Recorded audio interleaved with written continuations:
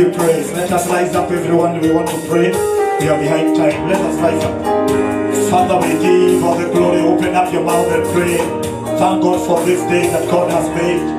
He's been faithful. He's worthy to be praised. Makosa Taya Rosta Reba. Mighty God, we give you glory. Open up your mouth and pray. Declare His majesty. Declare that He is worthy. He's worthy of praise. He's worthy of all the glory. He does wonders. He is faithful. Come on,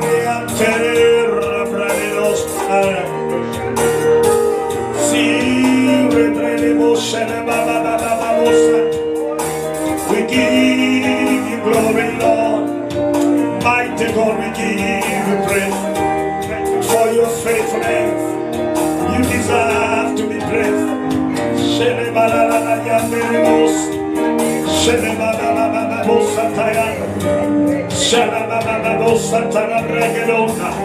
Come on, pray, pray, pray.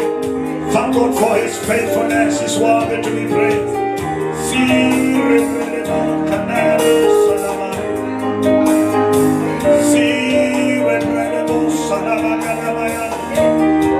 Thank you, Jesus.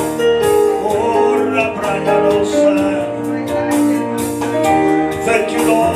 We give you praise.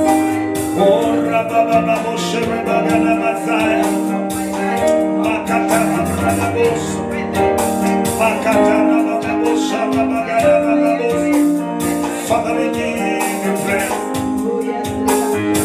Oh, thank you, Jesus. We give you glory. Mighty God. Thank you, Jesus. Thank you, Jesus. Oh, Rababa. We give you glory, Lord. As we honor you. We give you glory, Lord. As we honor you. You are wonderful. You are worthy, oh Lord. You are wonderful. You are worthy, oh Lord. In Jesus' name, I want to make a prayer. I want us to get into intercession. I want to read the scripture in the book of Acts. As we stand, we are going to be intense for a few minutes, 10 minutes, and then we are done. The Bible says the book of Acts chapter 3 verse 16, and we're going to pray. But let me make a prayer. Father God, we thank you for this day, and we thank you for this morning. We have come in your presence, and Lord, dear Father, fatigued because of the nature of yesterday's programs and the rule of the week, Lord. The work and the nature of everything that, Lord, we have encountered the week. But we give you praise because you've been with us, Lord. We thank you for your faithfulness and grace. We thank you for your power and your presence.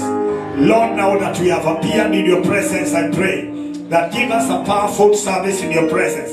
Lord Almighty, you have never asked the children of Jacob, the sons of Jacob, to gather in vain.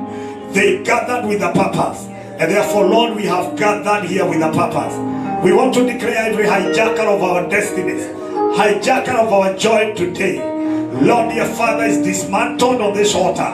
In the mighty name of Jesus, every spirit of mourning, let it be turned to joy. Because God, you say that you're going to visit Zion. And Lord, we pray that God, as you visit us today, let us, Lord, dear Father, feel your presence. It's a day of refreshment. We give you glory and honor in Jesus' mighty name. Amen and amen. I want to read the scripture for us, and then we continue reading. Praying.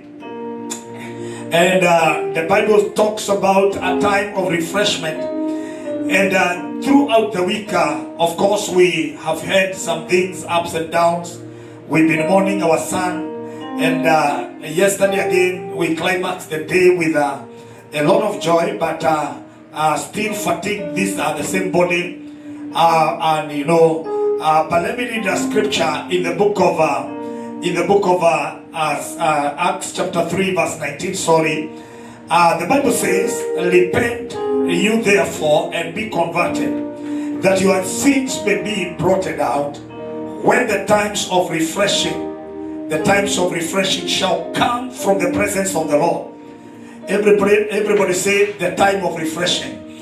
I want you to say like you mean it. Say the time of refreshing shall come from the presence of God. Yes, shall come from the presence of God. Every time you are fatigued, every time you feel like your body is not able, because of the days, because of the issues you've gone through morning, and sometimes you don't know what is going to happen, and even the work, all these things are on your table. When you come in the presence of God, you need a refreshment, and the presence of God only can give you a refreshment. I want you to open up your mouth that God, we have appeared in your presence. Lord, refresh my life. Let me become like a baby.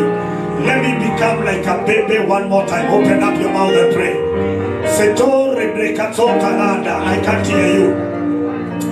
You can open up your mouth and pray and tell the Lord a time of refreshment. Father God, I came fatigued. I came, Lord, my spirit feeling so down.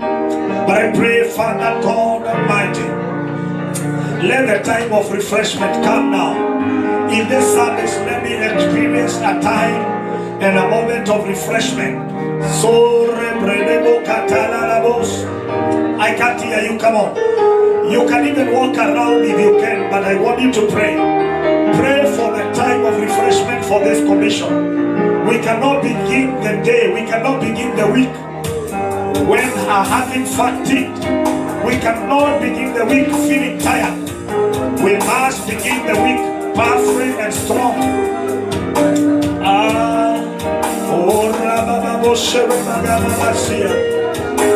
Be glorified.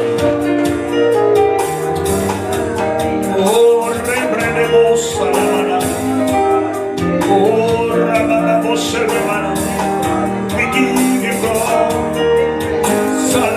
Thank you, Jesus. We give you praise. Thank you, Jesus. Thank you, Jesus. We give you praise. Oh, thank you, Jesus. Oh, thank you, Jesus. Ninaomba uwepo wako uende nasi. Ewe Bwana wa majeshi, tusikie. Ama huendi nasi, hatuwezi kutoka hapa, hatuwezi peke yetu, enda nasi. Naomba uwepo wako uende nasi. Ewe Bwana wa majeshi, tusikie. Lift up your hands and sing. Kama huendi nasi, hatuwezi kutoka hapa, hatuwezi peke yetu, enda nasi. Tutakuwa pamoja yetu, vitu vyote vya thamani kwetu, mioyo yetu, mioyo yetu twaleta mbele zako, tutakase na utembee nasi. 2 Kings chapter 3 verse 15, we continue praying. At verse number 18, I want to read the scripture. But now bring me a musician. And the Bible says, then it happened when the musician prayed, that the hand of the Lord came upon him. The hand of the Lord came upon him. So one of the things that we desire today is the hand of God to come upon us. Yes, is the hand of God upon us after being refreshed. Coming in the presence of God, let the hand of God be upon you to refresh you. I can't hear an amen. The Bible says, thus says the Lord, make this very full of ditches. And for thus says the Lord, you shall not see wind, nor shall you see rain. Yet the valley shall be filled with water. Of course, every time we want to see the the rain, we must see the wind first. We must see the sign that there is a rain that is coming. But he says, make the ditches. You don't have to see the sign. The water will be filled. Mako Sataya. And then the Bible says the cattle will drink the water and the animals will drink the water. And this is the simple matter in the sight of the Lord. He will also deliver the Moabites into your hand. Two things that God is going to do. We have come in the presence of God, and I've read a scripture, Acts 3:19, that a time of refreshing. We are going to be refreshed today in the presence of God, and he says only the presence of God can someone be refreshed. Two, and then he says prepare your heart. In other words, make ditches. You don't have to see a sign. I am going to fill water. My hand will be upon you. I want you to pray for the hand of God to be upon you as you worship him, because the Bible says let the hand of God be upon the musician, let the hand of God be upon the preachers, let the hand of God be upon every person that is going to be involved in preparation of this conference, the hospitality, the protocol, every department. I want you to walk around everybody. I don't want you to stand even praise and worship. Let's just walk around. And I want you to make a prayer for us. This is the last prayer, and then we continue with the service. I want you to walk around and pray. Oh God, a time of refreshment has come in this commission. And I pray, let your hand be upon us. Lord Almighty, we don't have to see a sign. But Lord, fill us with your presence. Fill us with your presence. Fill us with your presence, because when your presence comes, every heaviness is gone. When your presence comes, every darkness is lifted. Open up your mouth and pray. Zako tarabradako shataya. In the mighty name of Jesus, I want to hear. Come on, walk around and pray. Let the presence of God fill this place. Fill this place.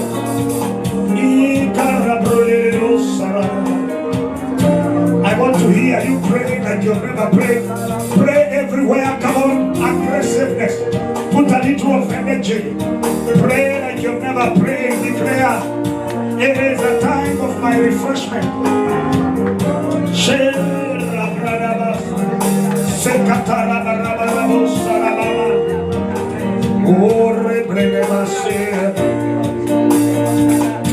Thank you, Jesus.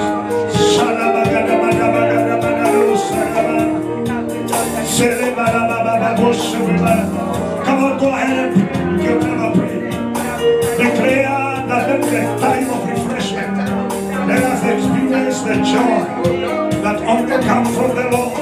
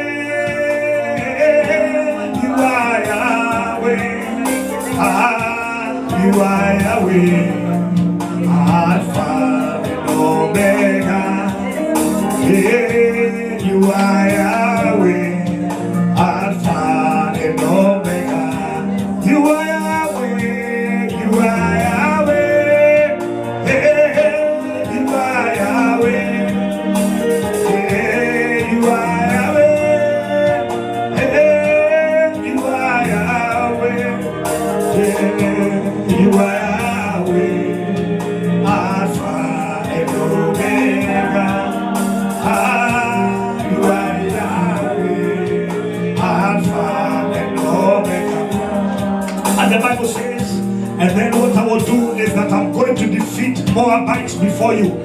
I want you to pray that every Moabite that stands to try this conference, to fight this conference, let every Moabite be defeated. Open up your mouth and pray.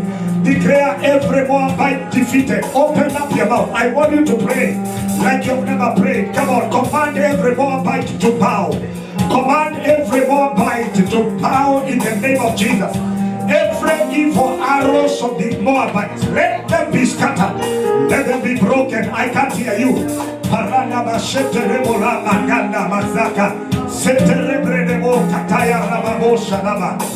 In the name of Jesus. In the mighty name of Jesus. Evangelist Daniel will be here. Come on, guys, I want you to pray.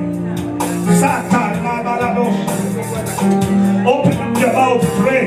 Omba ya kwamba kila Moabi, kila nguvu zote za giza, kila uharibifu wa kila aina, wakati ambapo tuna experience the presence and the refreshment of our time. Oh, let the Moabite be arrested. Open up your mouth. Declare, let the presence of God arrest every Moabite. Arrest every Moabite. Arrest every Moabite. Arrest every Moabite. Arrest every Moabite. They will not succeed in their plan to cast us. In the mighty name of Jesus. In Jesus' matchless name, we are praying. Let me give you a direction, and I want you to just be consistent, because I don't want you to be distracted, but I want you to pray. The Bible says the Moabites, they colluded with Balaam so that they can curse the children of Israel. And God says, as you make the ditches, in my presence I will arrest and defeat the Moabites. So today, every evil arrow of the Moabite, the curses they release to us, the curses they release to this conference. Today, this day is 22nd of the day we've been praying for. I pray there will be a bursting of fire, a bursting of the presence of God and power of God in 22nd. And I want you to pray, oh God, we want to begin with the power. We want to begin with the strength. It's true we are tired in our bodies, but let us be refreshed to begin with the power. And I pray every Moabite that releases curses, let them be disappointed. Let them be ashamed and disgraced. In the name of Jesus. The Bible says they were disgraced because God commanded Balaam to always speak about the blessing, and what God has blessed nobody can curse. We want to declare anybody who raises a finger over your life shall be defeated as you see. Open up your mouth and pray. Pray every Moabite of this conference, Moabite of your life, let them be disgraced. Let them be disappointed. I can't hear you. Epato rebrakato sakaya. Zikere bralalabasio tobado. In the name of Jesus. Oh, rebrelebo salabalalaga. Oh, rababababosherebana. Oh, thank you, Jesus.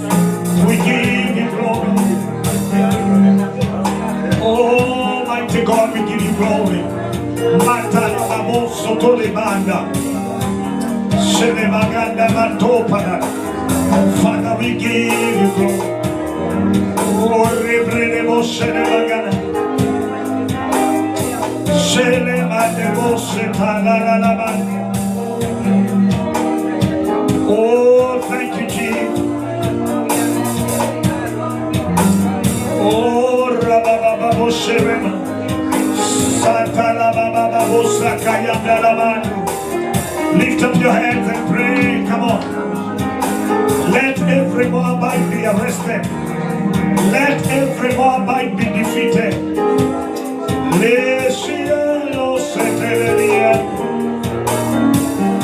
Oh, thank you, Jesus.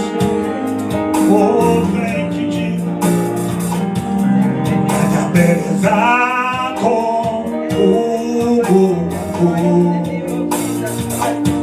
nikiwa nazo heshima zote na yakini yale uyatendayo, hakika wewe ni mwema, wewe ni mwema, wewe ni mwema.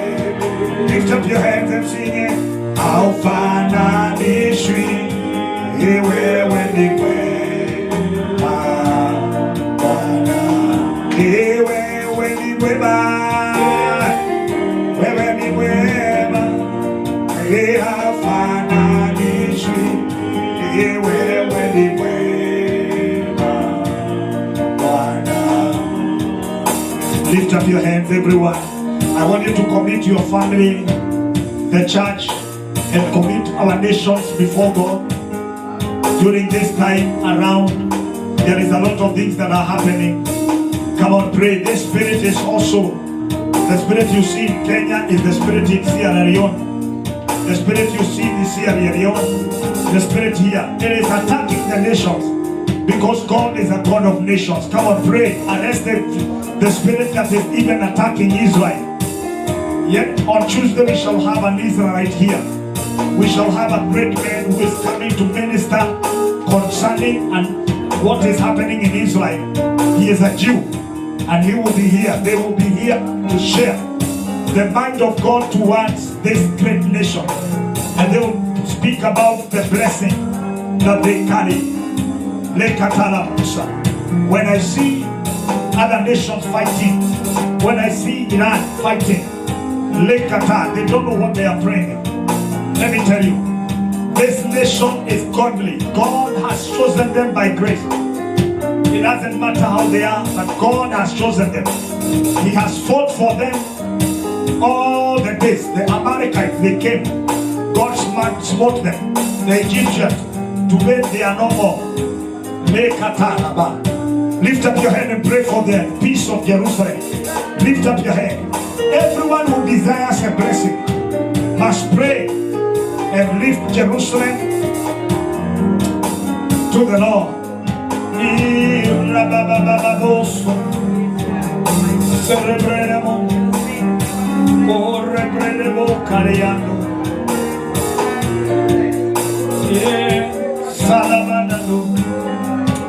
Oh, thank you, Jesus, we give you praise.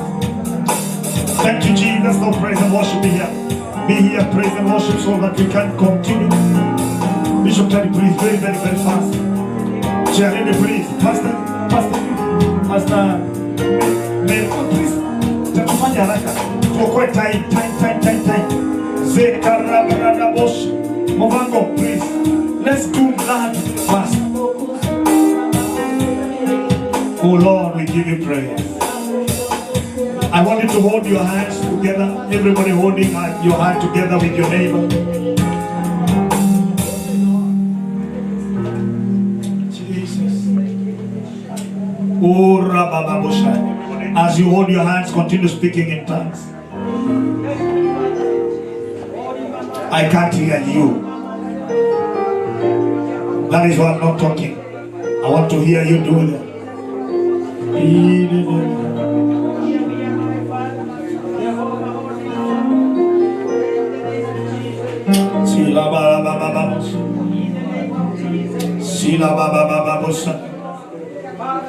Sila baba babosa kalaba le katala baba bosheba zikara baba boshaba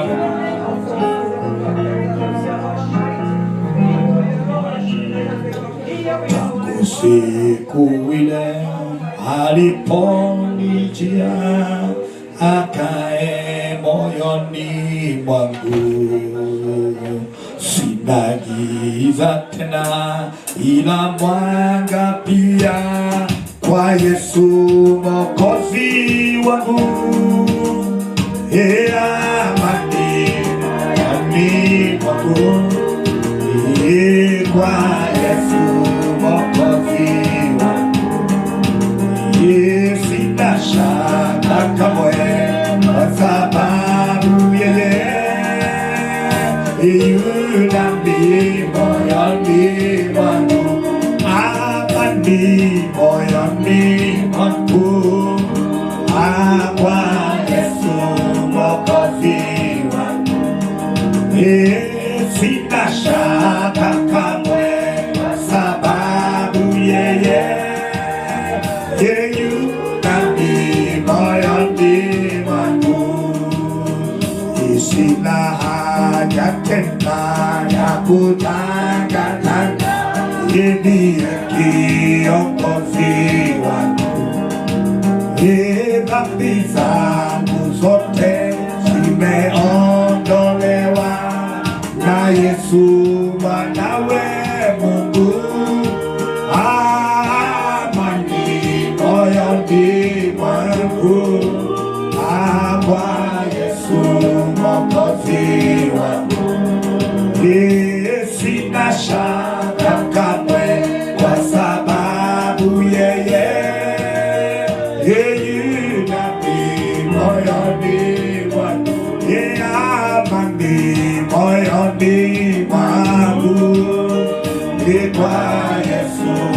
watafiwa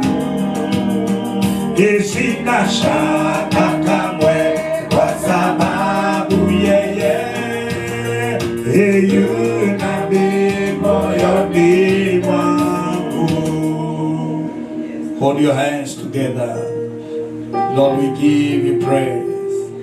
We give you glory. I would like to welcome Elder Ibrahim. We're just going to make a prayer and then we are done. Just pray. Let us pray. Father, in the mighty name of Jesus, we just thank you, Lord, that you make it possible we're here this morning. It's the day that you have set aside that your children will need to praise and glorify your name. Father, we commit to you the entire service. Father, all those that have to participate to take part in the service, we commit it unto you, Lord Jesus. Give them knowledge, give them wisdom, give them understanding, Lord Jesus.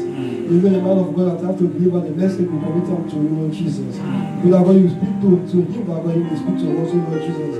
Our God, we will not be here always, but we do doers of your word, Lord Jesus. Even those that have to do the praise and worship, whosoever has to partake in the service, Father, we pray that you will be done, Lord Jesus. Those who are on the way coming, Lord Jesus. Grant the safety of the masses. Cover them with your precious blood, Lord Jesus. Listen up their footsteps, that God will be able to join us, Lord Jesus. We just thank you, God, for everything. For all the planning, all the preparation that have taken place, oh Lord Jesus. Yes. We commit them all to Lord Jesus. We pray that everything will go smoothly, and at the end, your name will have the praise and honor, oh Lord Jesus. We just thank you, God, for everything. We glorify you, magnify you. We give you all praise and honor. This will ask your son's name, Jesus Christ. Amen and amen. Put your hands together. We celebrate God. And you can be able to stand on the seat, and then we continue with the worship. Who's leading the worship today? Okay, the praise. You can just do the praise first.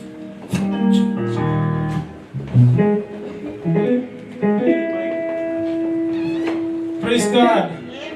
All the other gods, they are the what? So, praise God. Hey, give your neighbor a high five. Welcome them to the service.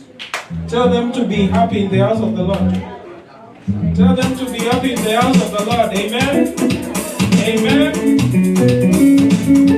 All the other gods, they are the ones of men, but you are the most high God.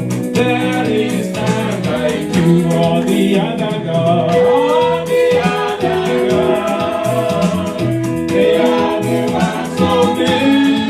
Yes, you are. You are the most high God.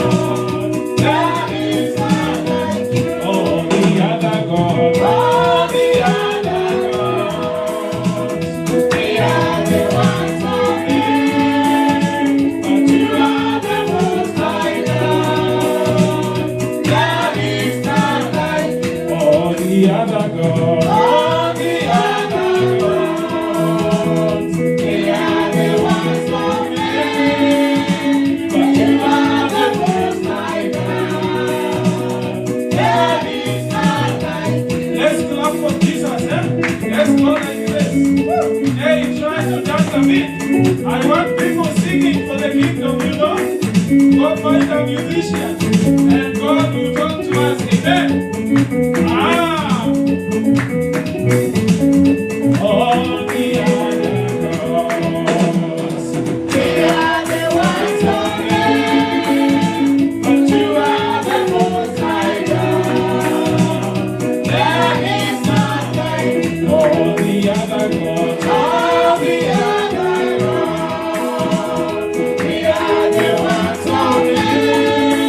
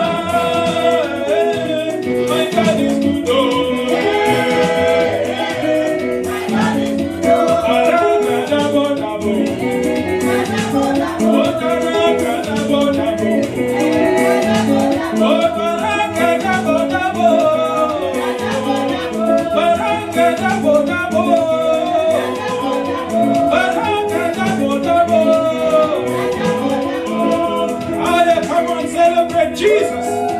Why? As you dance, I try to dance, try to move. Let's move for the Lord. We have joy in the house of the Lord. Amen. We are celebrating in the house of the Lord. Everything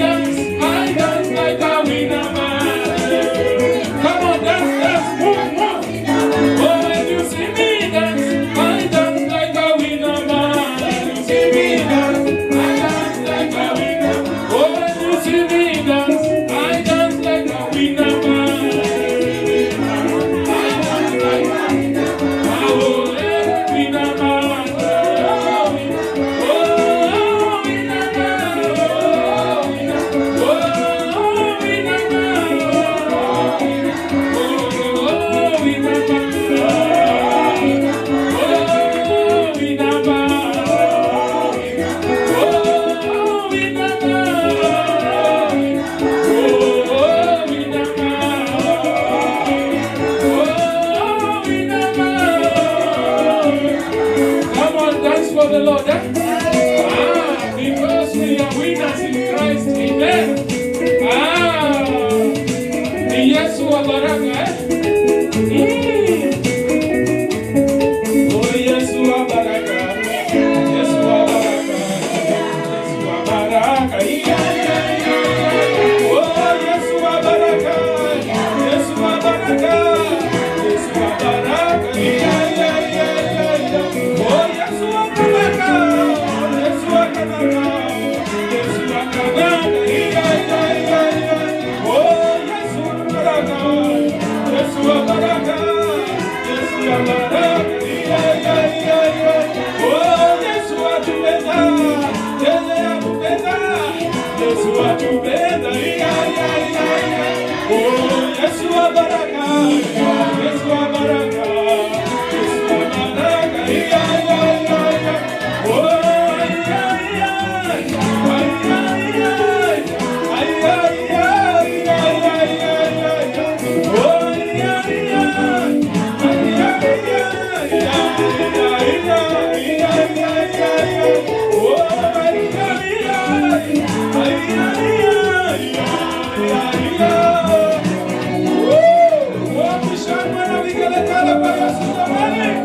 are we celebrating Jesus? Amen, amen, amen, amen. Hallelujah. 1, 2, 3. Jesus. Amen. Let's celebrate Jesus. Let's celebrate Jesus.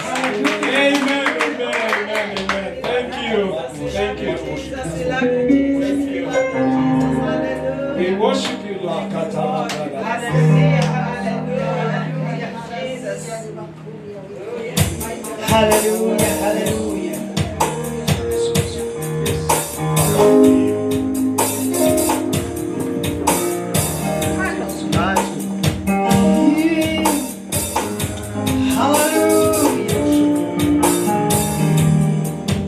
We give you glory and honor you.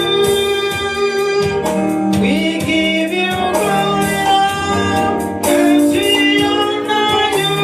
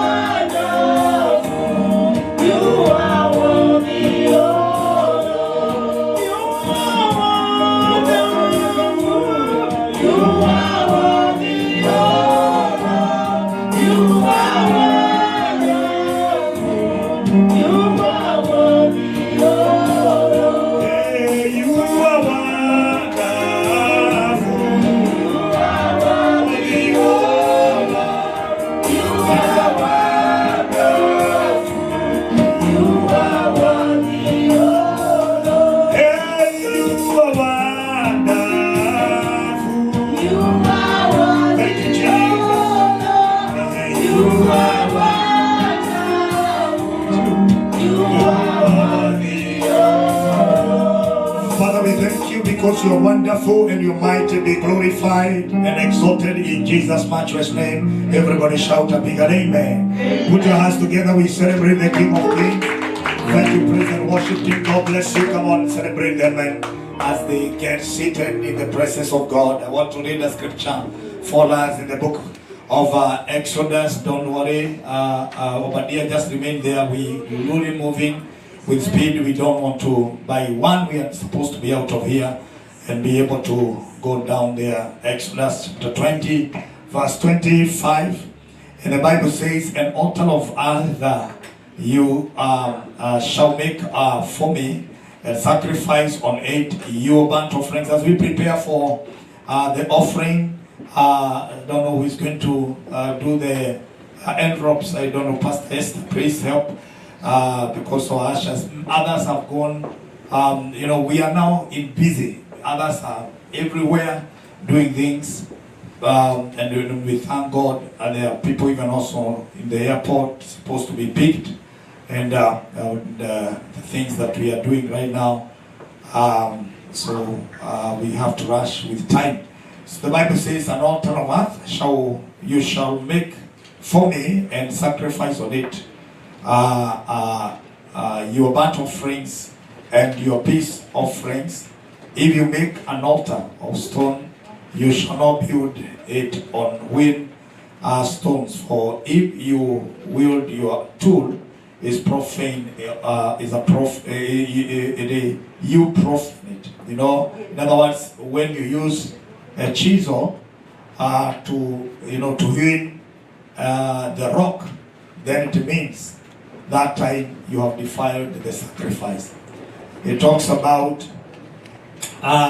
making a sacrifice of what you have desired from your heart. For example, if I want to honor God with an offering, because of the things that God has done for me, and I say I'll give 1,000 before God, then in the process something comes in, and then I take a chisel, and then I start, I start dealing with that 1,000, because maybe I thought, oh my goodness, it's an afterthought.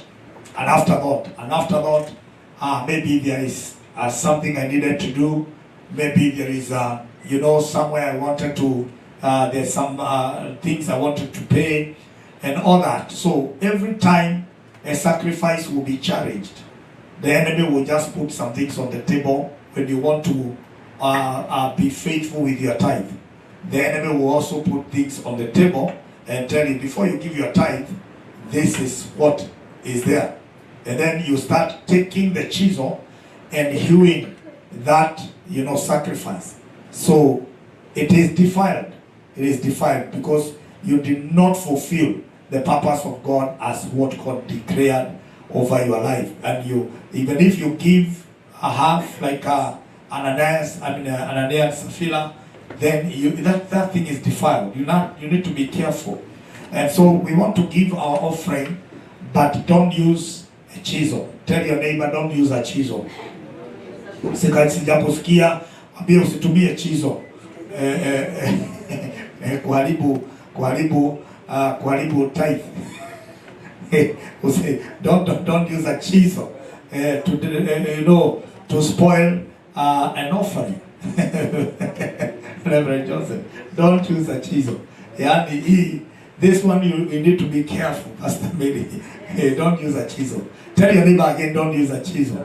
Yeah, don't use a chisel atuanze kubomoa vice chair. We need to be smart in the presence of God. So I want us to be giving. I thought maybe Bishop Terry today we would practice before we go there by wearing your robes mkiimba hapa ndio nione, alafu baadaye tukienda, then we go there, then we would do you have your robes? Mko free kama mko free, kujeni muimbe wimbo wenu. So and then as you sing, then we are going to be giving. But let me tell you, don't use a chisel. Give the best and God will bless you. Everybody say amen. Your amen has a problem. I say your amen has a problem. Yeah, don't use a chisel. Give the best. God will bless you. So, choir, please, haraka sana. We want by the time Archbishop will be here, he will have a very short time to share and also bless us as we go down there and be able to launch our conference, and God will bless us in Jesus' name. So come, please. I mean, wana choir, please. I'm waiting. Mimi mnajua nikikosa ninaingia kwa vitu vingine, so that we can be able to help kujeni tu vile mlivyo. Hii mambo yote tutafanya baadaye, because yeah, just come as you are. Come as you are. Please, very, very fast. Very fast. I love everything done very fast. Very fast. Very fast. In the name of Jesus. In the name of Jesus. In the name of Jesus. I'm waiting. So let me pray for your offering, for our offering. Our Father in heaven, we thank you. We are giving our offering, and Lord, our tithe. We pray that God, you may bless our lives.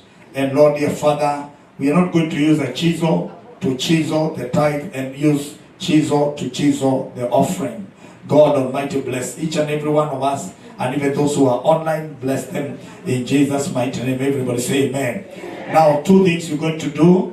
As those who are going to give their tithe, please just prepare your tithe. Those who are going to give their thanksgiving, there are people whom God has done things, and they want to be, give their thanksgiving and say thank you. There are others who want to do their vow. So if you give and you say, that is my vow I gave for because of the conference, then we are going to bless them, all of them together, and also call you here, those who have done their vows and all. So whatever you do, even those who are online, do the best, and God will bless you. Let's continue. Thank you so much. Okay, Obadiah, please. Where is just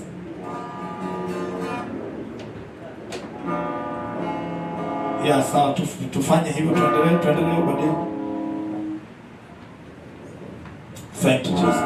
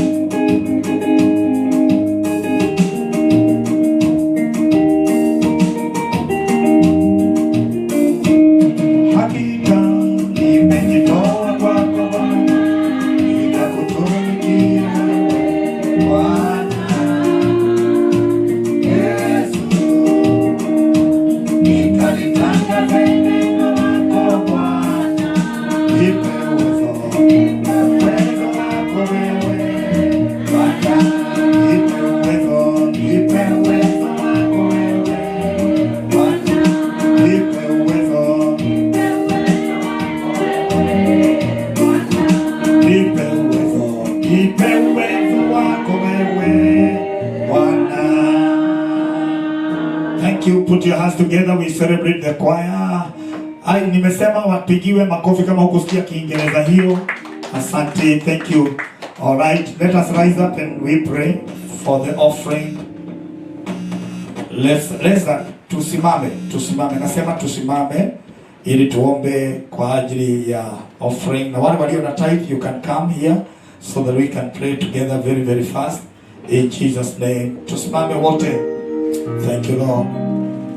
Thank you, Lord. Thank you, Lord. Oh, thank you, Jesus. I'm waiting, even those who are online. Naleta sadaka za sifa kwako Bwana. Amen.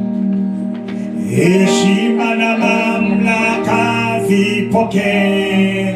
Takatifu, mtakatifu, mtakatifu, nakuita mtakatifu. Oh Yesu, wewe mtakatifu. Naleta sadaka za sifa kwako Bwana. Heshima na mamlaka zipokee. Takatifu, takatifu, takatifu, nakuita mtakatifu. Oh Yesu, ni wewe mtakatifu. Naleta sadaka za sifa kwako Bwana.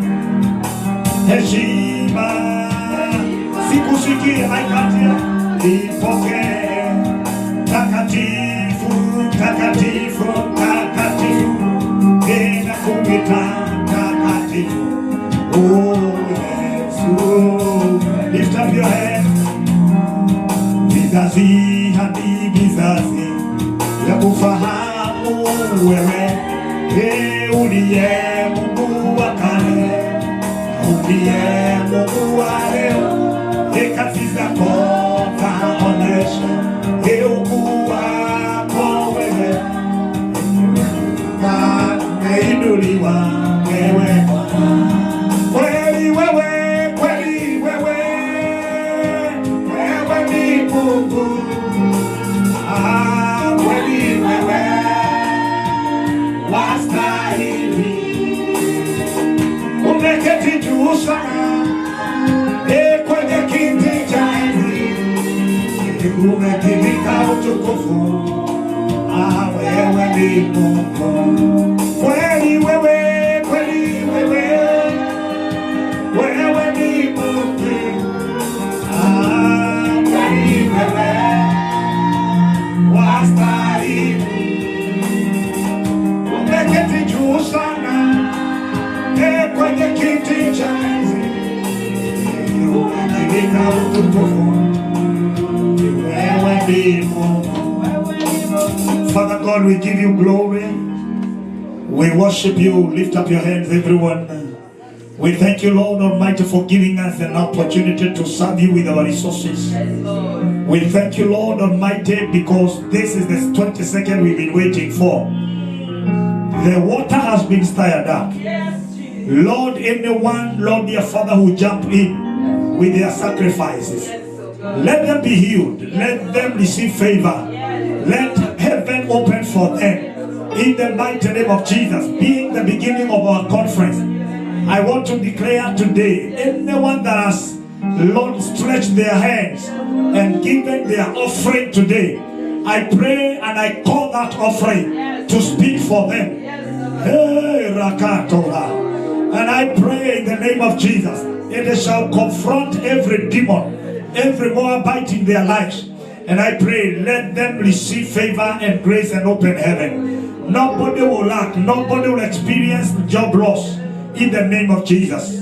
Thank you, Lord, because their projects are lifted, and we give you glory and honor. Thank you, Lord Almighty, for your servant, Pastor Judy, has appeared in your presence the very first day of this conference to give her tithe. She has given tithe more than once, more than twice. She's done it before.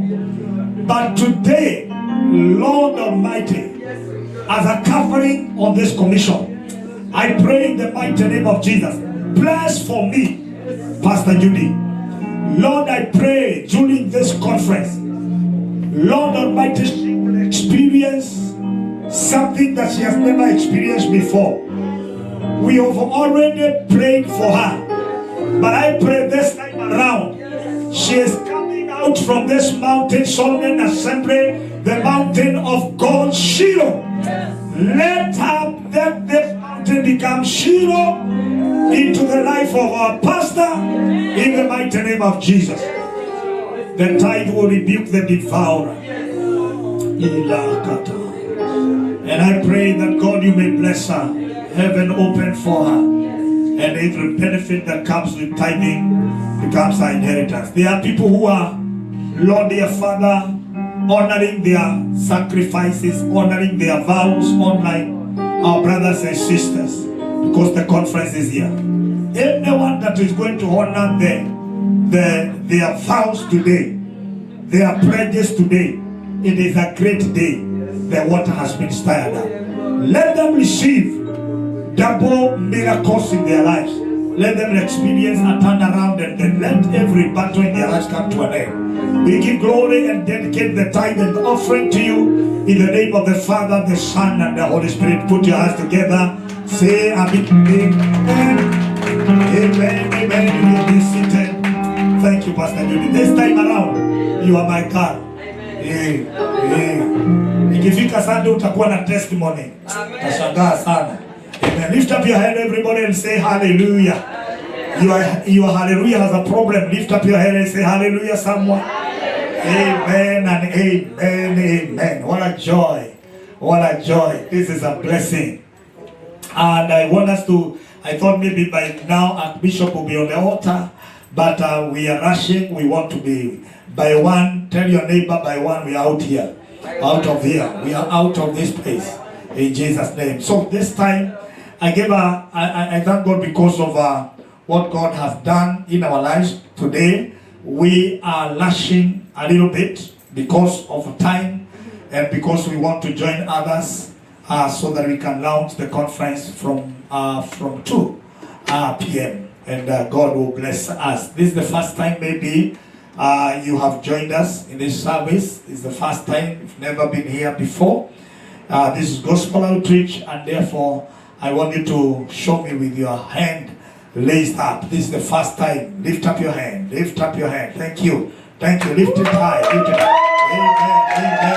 Amen. Amen. Amen. What a joy. All right. With the joy of the Lord, just be upstanding. Upstanding. Just be upstanding a little bit. And then wewe microphone ya haraka sana. Alafu baadaye sijui mtakuja hapa mbele, maana nyinyi ni wengi na ni wa baraka. Kujeni hapa mbele nyote tu, just come, kujeni hapa mbele. Na mkija oh my goodness, we have a Sunday school. Mwalimu wa Sunday school aligraduate jana. Mwalimu wa Sunday school, she graduated yesterday. Yes. Hi Dada. Thank you. All right. Karibuni sana. Say hi to us. God bless you. Praise the Lord, church. Amen. Praise the Lord again. Amen. I'm so blessed to be in your presence this morning. And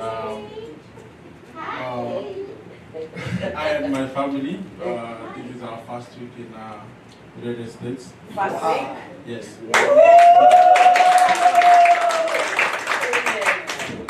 We've been living in Europe, Finland. And we are Kenyans, and in Kenya, our altar is Christian Church International. Pastor Mary, the chair ready. And then we have Elder Kiali, CCI. CCI. Bishop Molandi. Welcome. Great. And I'm going to give my wife a chance to preach you on. Your names, did you hear you? Yes, my name is Joseph Migwi. And my wife is Zipporah Chemoiwa Migwi. Amen. And I'm going to give her a chance to. Amen. Amen. Allow me to use Swahili because I've been living in Finland for 15 years and I've never felt at home. Amen. No, you're at home. So, allow niongee Kiswahili. Go ahead. Kwa majina anaitwa Zipporah Migwi ni mwanangu na mama yetu ni Papa Mary. Mama Mary is in the house. You didn't know. Oh my goodness. Tunashukuru Mungu kushirikiana na nyinyi siku ya leo. Na as I've said, like I feel at home seeing you guys, and we'll be tutakuwa tukishirikiana na nyinyi. Amen. Ndugu, unajua yule ni mama yangu, mimi ni brother yako. Ni vile ni mfupi. Asante sana. Ndio unajua bridge mahali inatoka. Asante sana. Let us pray from before we there is our son there. Just come. Did you just come? Rise up. Alex. Is it Alex? No. Yes, it's Alex. It's Alex. Yeah. Welcome. Alex is come and say hi to us. You've been here before? Long time ago. He went back to Texas. Umepotea sana. Lakini umepotea sana. Unasema hi. Sema hi. When were you here last? Yeah. When were you here last? Yeah, last time I was here was November, so I'm not new. But This is hope. happy to be back. Amen and amen. Put your hands together. That's my little brother Giovanni. Yes. Oh my goodness. Come on. Oh my God. Let me pray for them. Can I pray for them? Yes. Lift up your both hands. We pray. Father God, I thank you for our lovely couple here. Lord, my brother and my sister. My brother and his brother. We give glory to you because God, you brought them on this altar. We pray that you may bless them. Let heaven open for them. The reason they came to this altar today, and God, you directed them here, they will leave this altar with a miracle, and a tangible one that everybody will know that they appeared here. Oh, yes. And your presence, as we prayed before when we began, in Acts chapter 3 verse 19, a day of refreshing has come. Yes. And the day of refreshing is in your presence. Let them be refreshed. If they are tired, if they feel fatigued, Lord, by situation, let them experience the turnaround of their lives. We bless you, Lord, because of our Mom Mary. Bless Mama Mary. Lord, lift her up. Thank you, Lord Almighty. This is a miracle, another miracle, added miracle because of other miracles that, Lord, she has testified. And we pray that this altar will continue speaking to the family in the name of the Father, the Son, and the Holy Spirit. Everybody shout amen. Amen. God bless you, sir. Thank you. Tutaongea mengi. The Lord really bless you. Thank you, sir. Hey, thank you. Wapigie makofi. Thank you. Amen. Mama Kimodho na Baba Kimodho wamekuwa hawako pamoja nasi kwa muda. Lakini ni shughuli na kazi. Mama Kimodho, simameni. Mama Mudhe, simameni pamoja na mzee. Amen. Yesterday there was a graduation and mwalimu wa Sunday school alihama. Aligraduate halafu akaenda jana. Anapumzika mahali. Ama alienda honeymoon. Honeymoon. Amen. All right. Lift up your head and say thank you, Jesus. Thank you, Jesus, as a problem. Amen. Do you know Mama is also in the house? The little boy is here. She graduated yesterday. Amen. Mama Mudhe, semeni haleluya tafadhali. Microphone ziko wapi? Microphone haraka sana na mzee. Amen. Hawa ni wazazi wangu tena. Thank you. Amen. Nawasalimu wote katika jina la Yesu. Amen. Nimeokoka Yesu ni Bwana. Amen. Na Mungu ametudumisha. Yes. Tuko wazima na tuko na furaha ya kuwafikia. Na ndio tumesema turudi. Tulikuja tukapotea, lakini ni shughuli tu za hapa. Hatuna ubaya, tuko tu pamoja nanyi. Mungu awabariki. Amen. Put your hands together. Are you celebrating my mama? Amen. Oh, did you see somebody you know? Asante, Pastor Monica. Thank you. Asante. Amen.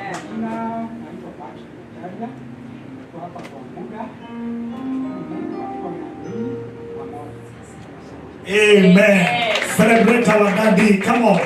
Celebrate him. Amen. Lift up your hand and say thank you, Jesus. Lift that again. Say thank you, Jesus. Thank you, Jesus. Sijui nini leo kimefanyika kwa Mama Njeri. Today she is looking bright and happy. She's a happy girl. Something has happened. Na utatuambia. Utakuja kutuambia. Kuna kitu lazima kimefanyika kwa Mama John. They are smiling. They are very happy. It is because the conference is already here. So with the joy of the Lord, I want to welcome our administrator very, very fast to come and do the announcements. We are moving faster. Hey, what a marathon. What a marathon. What a marathon. And then after that, Muvango, prepare a song. Prepare a song very, very fast. We are doing it. We are doing a song here very, very fast.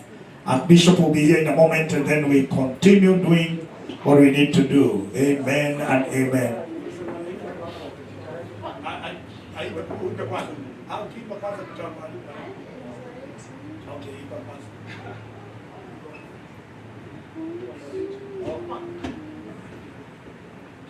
Praise God, church. Amen. Are you blessed this morning? Amen. Are you blessed? Yes. I think I was here a minute ago, so I don't want to say anything, but just sing. Amen. I'm blessed this morning. I'm so happy that this day that we've been waiting for has come. Amen. The conference is here. Hey, turn to your neighbor, tell them the conference is here. The conference is here. Thought June will be far, here we are, you know. And we thank God because He has prepared us for the service. I want to do a worship song. It's called Indiwewe. Bishop is helping me get the song.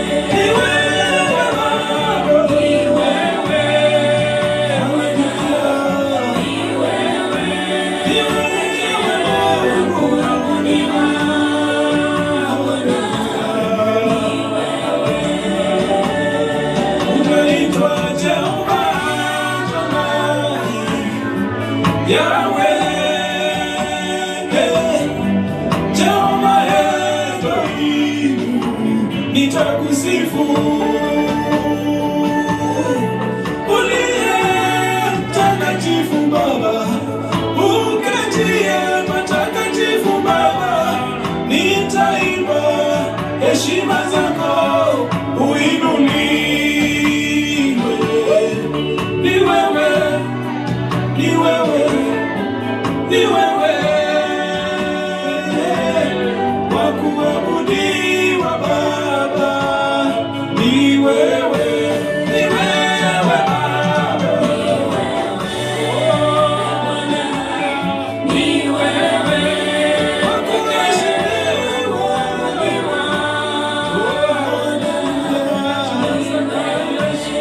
wa kupewa sifa, ni wewe Bwana, ni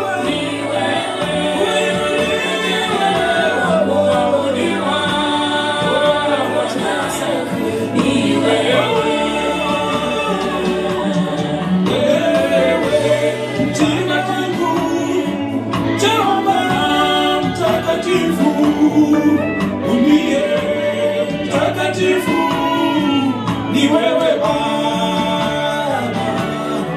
uketie patakatifu, nitaimba sifa zako Jehova, uabudiwe, ni wewe Baba.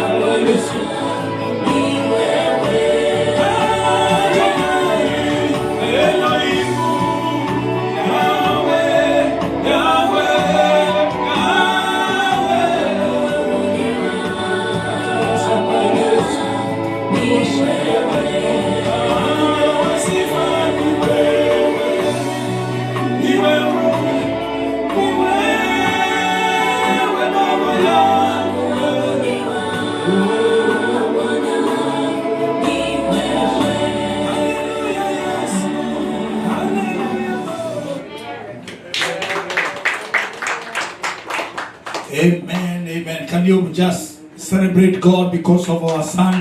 Do better than that, evangelist. Thank you. Praise God. Amen. Pastor Judy, you want to sabotage me?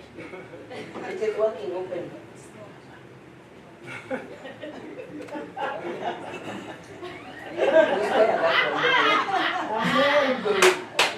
Welcome to Gospel Outreach Church, a church whose foundation is love and rescuing destinies.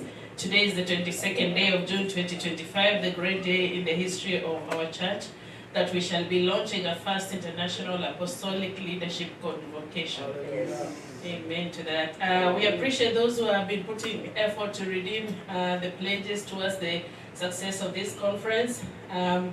As we announced in the past weeks, from last week we began to redeem all the pledges in order to cause things to continue moving towards a successful conference in June. We appreciate all those who've been able to attend the memorial, who were able to attend the memorial and candle lighting service for our son Eliud Kipsang. It was such a heavy day, but it was turned into an encouraging moment where two gentlemen gave their lives to Christ. Amen. Those who are not able, there's still a chance for a short service and body viewing on Wednesday, and it's going to be at Edwards Memorial on Wednesday at 11 in the morning. So if you want to view the body, and there will be a short service that will be there. And then there will be repatriation of the body for burial at home after the event on Wednesday. The day ended well as we celebrated our daughter Faith Wamboi's graduation. Thanks to Elder King James and Reverend Maggie for making the day look fantastic. The coming week from tomorrow, Monday 23rd, we shall begin our programs as follows. Okay, and please listen. If you don't, I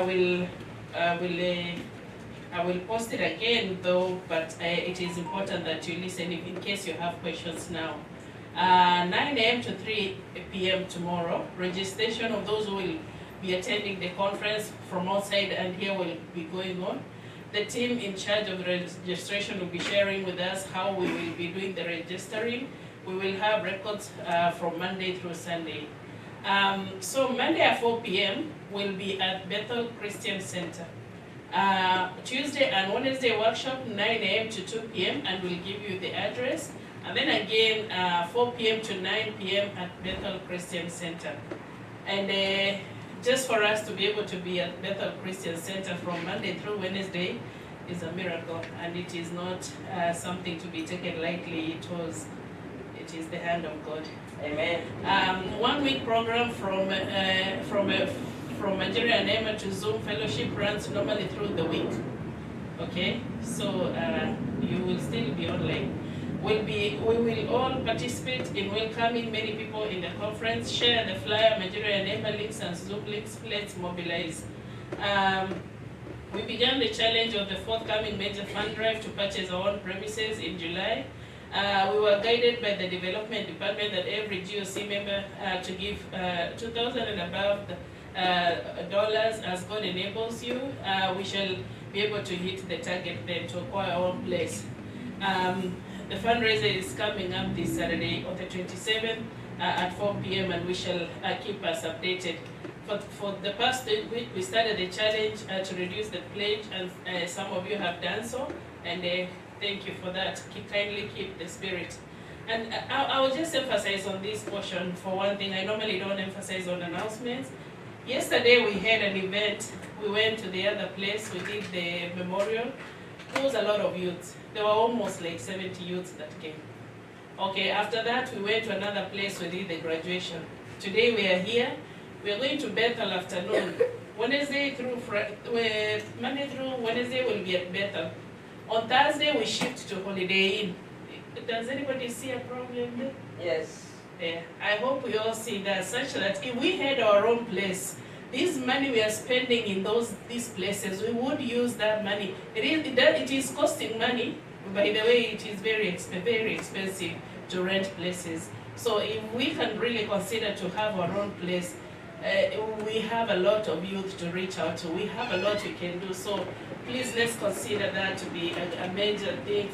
Let's make it an urgent thing that we really need to address, and God will bless us with that. So we shall be holding many family Zoom meetings to keep us updated on where we are because of this movement, so nobody get lost in the mix. So we will be posting. If you see a phone call, just join in. You don't have to speak even if you're at work. It could be you are the firefighter we need for that day. So please answer your calls. We request all members to join us into field membership. The new people, if you want to be a member, you're welcome to do so. You will just fill a membership form and you'll meet with the bishop and they'll tell you what is the expectations of a church and what is your expectations as a member as well.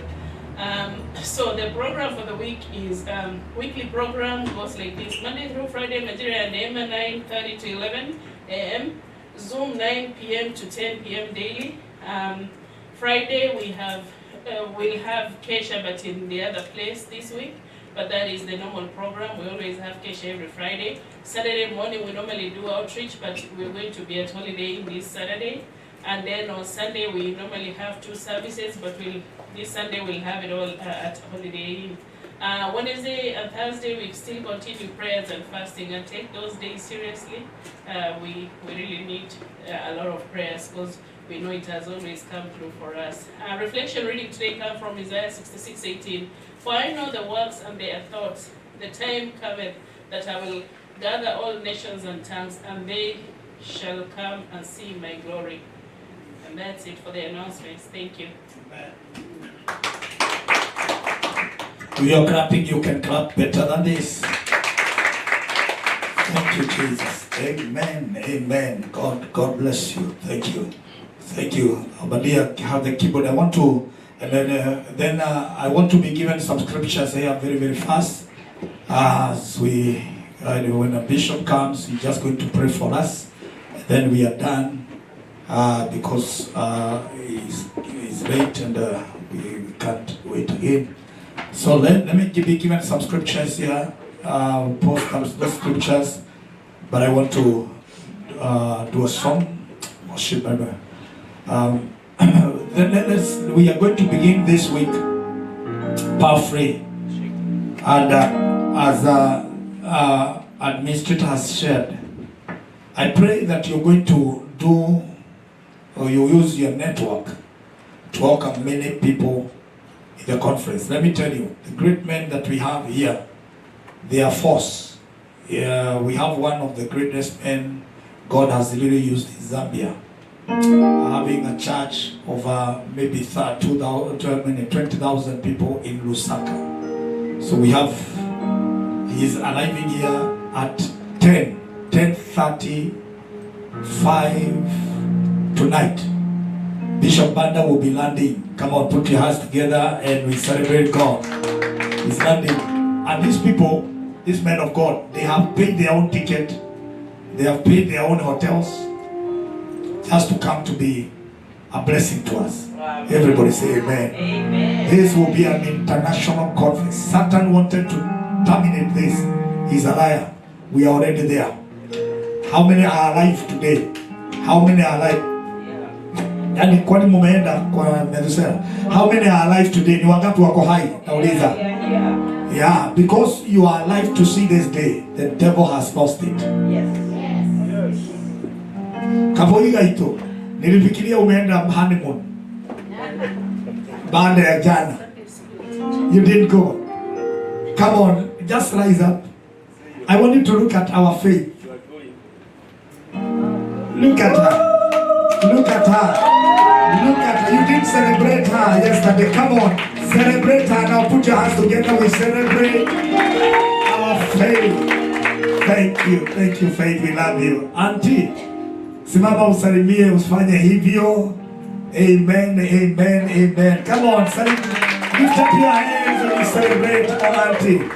Is it that girl? Is everybody knows who? Tracy. Yeah? Tracy. Come on, just rise up.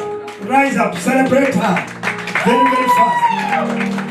Okay. mikononi mwa Yesu, kifuani mwake, mapenzi yanilinda, sina hofu mikononi mwa Yesu, kifuani mwake, mapenzi yanilinda, sina hofu, ashatuma watume kuleta habari, hata kutufurahisha katika safari, mikononi mwa Yesu, kifuani mwake, mapenzi yanilinda, sina hofu, Yesu Mwokozi wangu, akafa mtini, Yesu mwamba wa kale, ninamtumaini, namngojea Bwana, mchunga rafiki, hata kupata huko mashariki, mikononi mwa Yesu, kifuani mwake, mapenzi yanilinda, sina hofu kamwe. Speak to us, your servant hears, in Jesus' matchless name. Everybody shout amen. Put your hands together as we celebrate, as we sit in the presence of God. Elder King James, there was an announcement here by administrator that we celebrate you, sir. We celebrate you for the things you've done. And yesterday it was colorful. May you transfer that even to all of us, because we have never been celebrated, some of us. And thank you so much for showing us we have a great man in the house. Come on, celebrate our daddy. This is not the way to celebrate such a great man, the things he did. If you saw yesterday, hiyo pictures ziende viral. Asante sana. And thank you, Elder Kelly, you did a great job. And are you celebrating our elder again? Thank you very much. Let me be given and Movango also and all of us. Thank you. I wanted let me have Ephesians 6. Ephesians 6 very fast. Verse 16. Ephesians 6 verse 16 very fast. Thank you, Jesus. Yes. I want us to read, all of us. We read, all of us, and you read like a choir. Ile ya Bishop Terry akisema soprano ni hivyo. Kila mtu na bezi yake na soprano. Okay, let's go. Above, I can't hear you. Taking with which you will be able to quench all the fiery darts of the wicked. If you read another version, talks about the fiery darts. It talks about the fiery arrows. Now, I want to be quoting some scriptures very, very fast. And in the book of also Psalms 11 verse 2, the Bible says, "For lo, the wicked bend their bow. They make ready their arrows upon the string, and they may privily." Oh, you have it. This is a good version. "For look, the wicked bend their bow.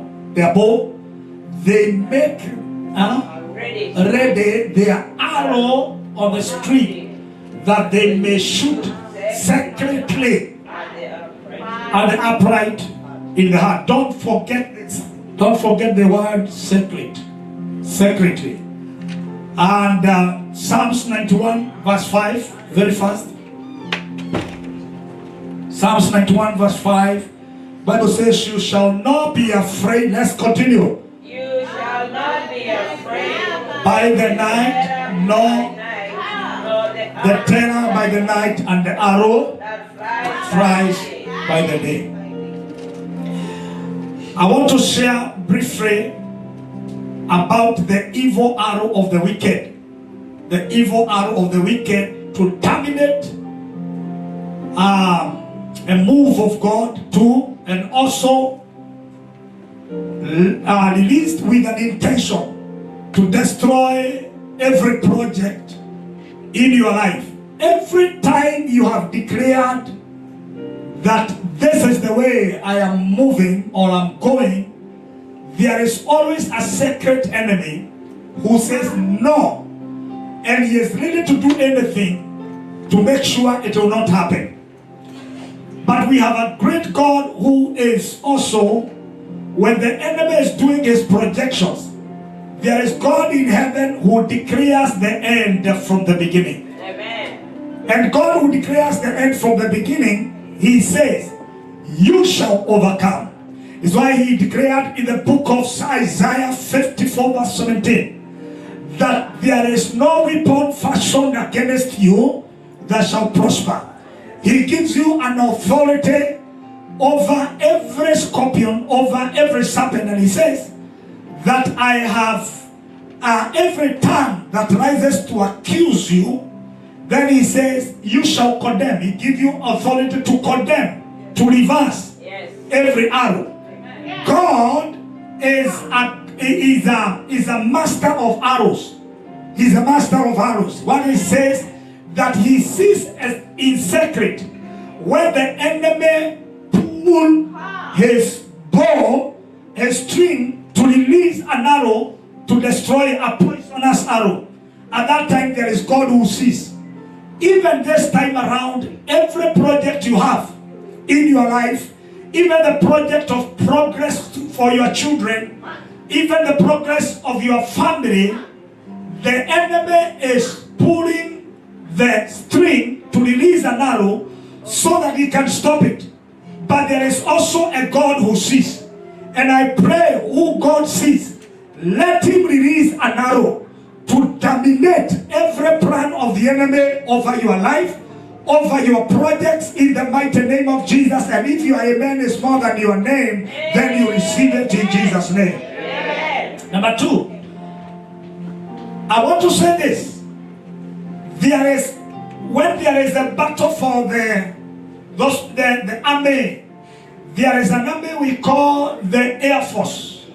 The Navy will fight from the water. The army on the ground. But let me tell you, there is one army, there is one person who is so dangerous. He is called a sniper. Have you ever seen a sniper?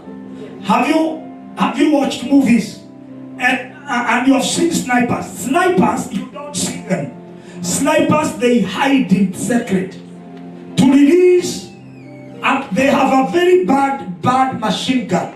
They are the only one who are expert to see where you are heading, and they release an arrow. If you try to look at where that arrow is coming, you can't see. So God sees in secret. The Bible says a wicked man does this in secret, to release an arrow in secret. And then never releases an arrow in secret. But there is God who sees. What you can't see, if you cannot see your back, there is God who sees your back. Yes. He sees the end from the beginning.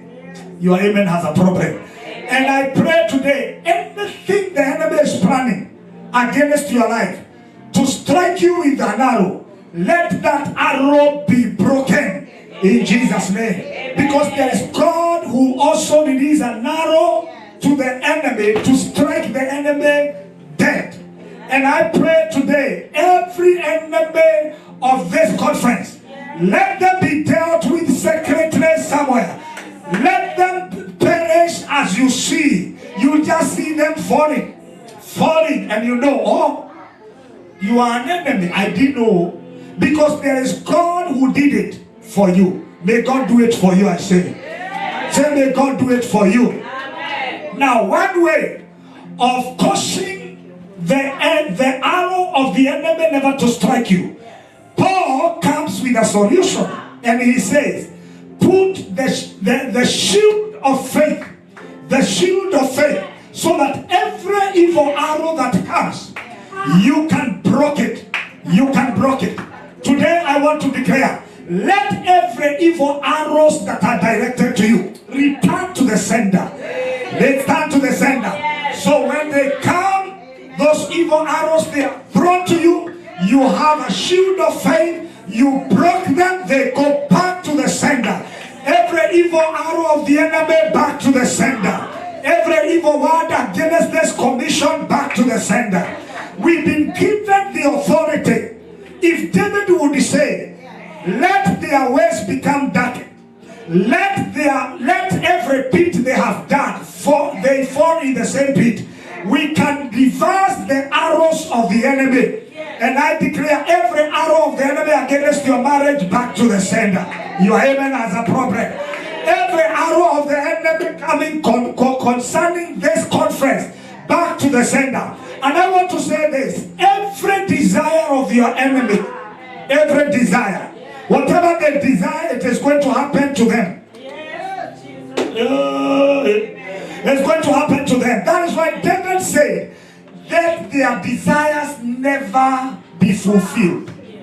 So I pray today, as we come to the presence of God, God will give you grace to handle the shield of faith and believe that this conference will work. Believe that that project you have started, you will not stop it on the way. It must get into fruitfulness in Jesus' mighty name. Everybody say amen. So anything you desire, maybe I remember, you don't know I prayed for you. I prayed for you after tukiwa Kenya. I knew. I prayed for you when you are in Finland. I prayed for you guys. Look at where now you are. Unaona hiyo? Let me tell you, if you know Mama Mary today, nikikuwekea picha za nyumba ambao tulienda, we went and dedicated a praise, yeah, with her and her husband. Today, let me tell you, this girl you see here, she has an empire.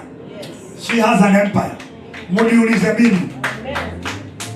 There is God in heaven. God doesn't throw away our prayers when we do it by faith. Today she has a lot of family members here. I pray today, have faith. Every evil, let me tell you, every time you are moving, the enemies are not happy, throwing sacred arrows. But I want to declare, you are going to move as they see. You will see them falling on your side, and falling on your side, and falling on the other side as you move. Pius Moyo, one day there is a message he preached ambayo ilivuma sana, asema utapita katikati yao. I pray today, your praise is at the top. May God take you there in Jesus' name. And I pray you will never lose that battle. You will not lose the project that God has designed for you. Everybody shout amen. Lift up your hand and say thank you, Jesus. Let me say two things and then I'm done. Number one, there is a breeding ground. If you don't have faith, you will change it with or replace it with something. Now the enemy doesn't throw just an arrow like this. If he doesn't find the shield of faith, it will find something else that will hurt your life. Let me show you. If today you are not taking care of your life, you are every time stressed. Yeah? Stress is a breeding ground for arrows to be thrown.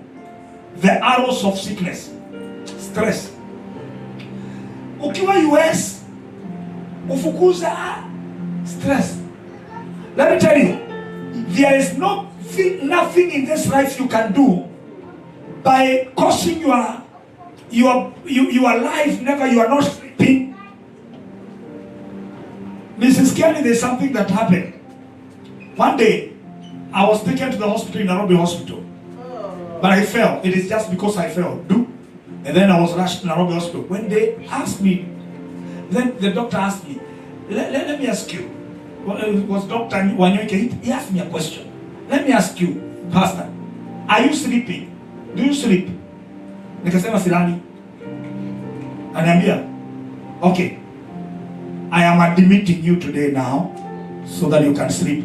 I said, huwa ninalala, sio njia hiyo. Then he said, okay, just take this pill. When I took that pill, I slept. I found myself at 3 a.m. That is why he visited me. And you didn't visit. Come on, put your hands together. Let us rise up. Let us rise up. Are you rising up? Amen and amen, Papa. We've been waiting for Papa. We've been waiting for our Bishop. And now he's here. Thank you so much. Okay, you may be seated. God bless you. Honor is due where it's supposed to be. Thank you. So this is what I want to say. So when I slept there, when I was admitted in the hospital, I was admitted because I did not sleep. Sasa angalia, shida. Angalia, Vice Chair Lady. You know what happened? Badala ya kulala kwangu, nilala kwa hospitali. Nikalipa 8,000 na kitanda ya kulala kwangu. It is costly because of lack of sleep. So if stress is a breeding ground for every evil arrow. We refuse stress this time around. Amen. During this conference, we refuse stress. Amen. Your amen has a problem. I say we refuse stress. I say we refuse stress. We're not going to be concerned about what is going to happen tomorrow. Kama kuna kitu ilijaribu kunipea stress ni hii conference, nimekataa. Mpaka nikaanza kupungua kg kadhaa. Narudisha Judy Mupike. Amen. Hallelujah. Turudisha kgs. Lift up your head and say thank you, Jesus. Amen. So refuse stress. Tell your neighbor, refuse stress. Stress. Nisikute umekata weight. Ingawa kuna wakati wengine wakipata stress wanaongeza weight. So because I know you, I know if you add weight, I will ask you who pumped you. Stress. Number 2, something else that can cause the breeding of the evil arrow is lukewarmness. You don't pray, you don't read the word, you are always on time kufukuzana na masaa na upate nafasi ya kupumzika na kusoma neno na kuomba. This week and in the course of this week and throughout, because we have our Papa and our Bishop throughout the month, I pray today in Jesus' name. Build capacity. Pray like you've never prayed. Of course we have prayed, but I want us to stretch our necks. Because we need to eat, we need to put our lives together, and I pray that you may be a prayerful person. Wake up at night. I have always challenged us. Zoom, let's do this, and God will bless us. Every lukewarmness, it is a breeding ground for an evil arrow. And we declare every evil arrows, they are aborted. I say they are aborted. Amen. In Jesus' name. Everybody shout amen. Lift up your head and say thank you, Jesus. How many are happy that our Archbishop is in the house, our Papa? Oh my goodness. I almost reprimanded my reverend. Leta shida. Sukari sasa imekuwa chini. Manake sasa I wanted him just to minister shortly and then we go down there. We're not going to take much time ahead. Nimegoja Papa mpaka sasa nikaona sasa imebakia dakika 15, nikasema hizo dakika 15 acha nihubiri. And then so that at least Papa will, because we don't want those people waende. You know, they have already finished the service and they are waiting for us so that we can launch the conference together. How about this? So let's take this time, and I want us to rise up. We're going just to worship. We have the man of God. We have Bishop Kimoyo with us, of course. He is with us during the conference, throughout the conference. He is with us from Nairobi. Come on, put your hands together and celebrate Bishop. Looking good. He was with us yesterday, shared powerfully wisdom, words of wisdom to us, and even faith. I was very powerful. So I don't want us to go beyond this. I want us to rise up. We're just going to do just a worship moja, and then I welcome Papa just to pray for us, and then after that, because we are also given, we have done everything. So it's just after this, then he is going to do benediction for us. We last there, then we have all the time. Si tuko na wakati wote, lakini hii siku ni muhimu kwangu sana. This one is so important to me because the water has been stirred up. Yeah? And the enemy had said that we are not going to have this conference, you remember? Yeah? We are mourning our son. We could have stopped and said no. We have gone through a lot. We are mourning a son in gospel outreach again in Kenya. You remember Charles was supposed to be coming. Yeah? Oh my goodness. Look at all this. That is what is happening. The enemy is a liar. Today 2025, June 22nd, we have the conference. I say we have the conference. We have this conference has taken up. Simama juu. Thank you, Jesus. Thank you, Jesus. Thank you, Jesus. Lift up your head for a minute and thank God for what God is doing. Now lift up your head. Thank you, Jesus. Oh, I can't hear you. I want to hear you pray. Mighty God, we give you praise. We worship you, Jesus. Oh, thank you, Jesus.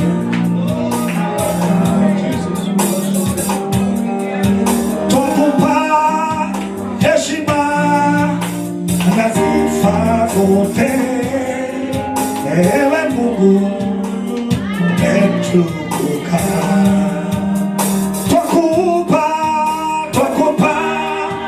heshima na sifa zote, ewe Mungu umetukuka. Twakupa heshima na sifa zote, ewe Mungu umetukuka. I will request Bishop Kimoyo to come and just make a prayer and welcome our Archbishop, our Papa, and then we are done in Jesus' name. Shortly we are done. Hatutakuwa na muda mrefu hapa, so Archbishop anakuja kufanya benediction. Karibu sana. Heavenly Father, in the mighty name of Jesus Christ, you are worthy that God, you do not gather the seed of Jacob in vain. We are here for you this morning. And Almighty God, in the name of Jesus Christ, we have come to serve you, Lord. And you say we shall serve you and you shall bless. We shall serve the Lord and you shall bless. I declare God's blessing upon each one of us. In the mighty name of Jesus Christ. For your presence in your midst, oh God. We say thank you, mighty God. For gathering us in your presence. We say thank you, Almighty God, for the word that has gone forth this morning. We say thank you, Almighty God, for your servant, oh God, our bishop. We say thank you, Almighty God, for every one of us in this gathering today. We say thank you, Almighty God. Father, receive all the praise, receive all the glory. We bless your name and glorify thee. In Jesus' mighty name, we are praying. Someone say, amen. Hallelujah! Hallelujah! Praise the Lord. And now may we put our hands together for our bishop to come forward, having the blessings in Jesus' mighty name. Amen. Let's thank God. Wave your head and say thank you, Jesus. Thank you, Jesus. Look at your neighbor with a smile. Tell them welcome in this great conference. Tell your neighbor this is a special day. Thank you, Jesus. Let's lift up our hands as we prepare ourselves. Thank you, Jesus. Let's sing Amazing Grace and then pray.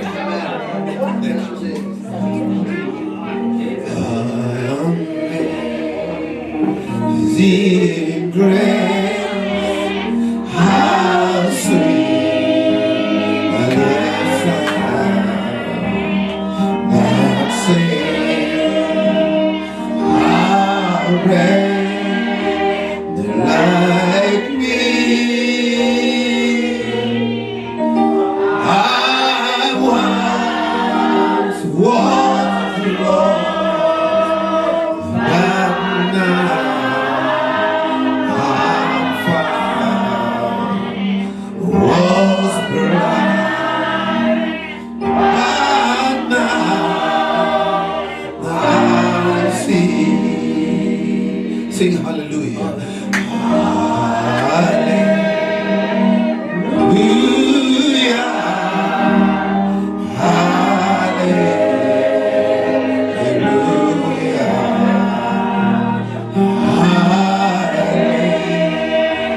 Hallelujah. Amen.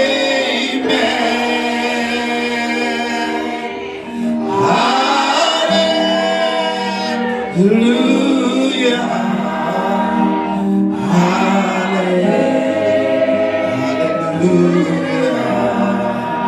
Oh, hallelujah.